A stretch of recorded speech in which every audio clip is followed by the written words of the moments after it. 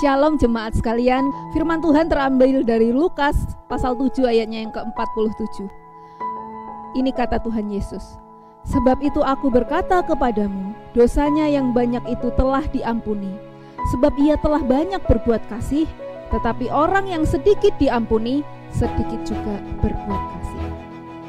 Bapak Ibu Saudara, suatu kali ada seorang jemaat, seorang bapak, saya sebut saja Pak Jimmy, tentunya bukan nama asli. Pak Jimmy ini menyumbang sejumlah AC kepada gerejanya karena dia berpikir, aduh, AC gereja ini sudah tua dan kadang kurang dingin. Dia merasa dia harus memberikan tindakan kasih untuk gerejanya. Namun seperti biasa namanya perbuatan baik, ada saja yang mengomentari negatif. Ada orang lain yang berkata, aduh sayang ya, ngapain Pak Jimmy itu menyumbang sejumlah AC yang mahal, padahal AC gereja itu walaupun sudah tua masih bagus kok, sayang duitnya.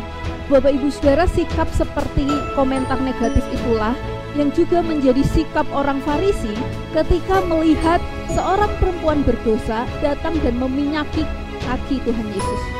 Orang Farisi itu berkata dalam hatinya, kok mau ya Tuhan Yesus, itu perempuan berdosa, lagian ngapain ngasih minyak mahal seperti itu, buang-buang uang.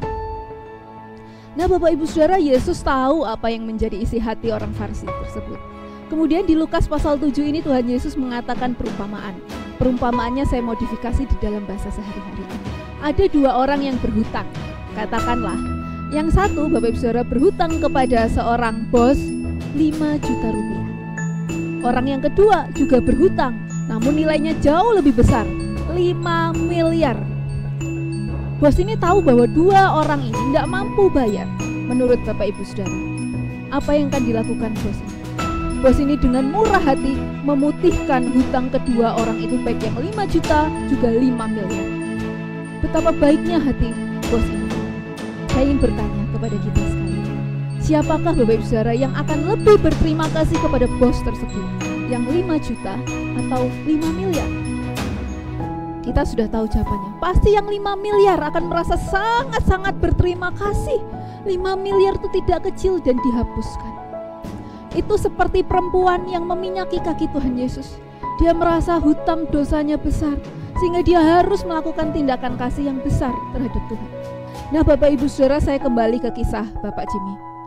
Mengapa dia melakukan tindakan kasih seperti demikian terhadap gerejanya? 5 tahun yang lalu, Bapak Jimmy ini adalah orang yang tidak peduli dengan Tuhan. Walaupun keluarganya Kristen, namun dia tidak terlalu peduli dengan Tuhan. Dia hanya peduli dengan pekerjaannya. Suatu kali, Tuhan mengizinkan pekerjaannya itu bangkrut dan gulung tikar. Lalu dia stres, kemudian masuk rumah sakit karena stroke dan hampir lumpuh. Namun puji Tuhan, Tuhan memulihkan dan menyembuhkan dia. Pada waktu sembuh itu Pak Jimmy merasa ini adalah kesempatan kedua dia hidup. Dia merasa dulu dia sudah berdosa, namun Tuhan mengampuni. Oleh karena itu dia berkomitmen, saya mau mengasihi Tuhan Yesus dengan lebih lagi. Nah Bapak Ibu Saudara, sikap hati yang demikianlah yang dikenang Tuhan. Ketika kita merasa ya hidup saya cukup baik, hidup saya cukup layak, maka kita tidak akan merasa banyak diampuni. Ketika sikap hati kita merasa saya cukup baik, maka kita melakukan pekerjaan Tuhan untuk Tuhan seakan juga rugi. Ngapain kita persembahkan yang mahal-mahal? Ngapain kita berusaha repot-repot? Namun sebaliknya, ketika kita merasa berdosa, ketika kita merasa hutang dosa kita itu banyak kepada Tuhan, maka kita juga merasa banyak diampuni oleh Tuhan. Bapak Ibu Saudara, orang yang merasa hidupnya banyak diampuni, dia akan melakukan banyak tindakan kasih bagi Tuhan. Kita akan merasa tidak rugi melakukan sesuatu bagi Tuhan. Kita tidak merasa eman untuk memberikan sesuatu yang mahal kepada Tuhan, karena hutang dosa kita jauh lebih besar dan lebih mahal. Bapak Ibu Saudara, mari kita memiliki sikap hati yang merasa kemurahan Tuhan di dalam kehidupan kita begitu besar, sehingga kasih kita kepada Tuhan juga harus makin besar. Semoga renungan ini boleh memberkati kita. Soli Deo Gloria.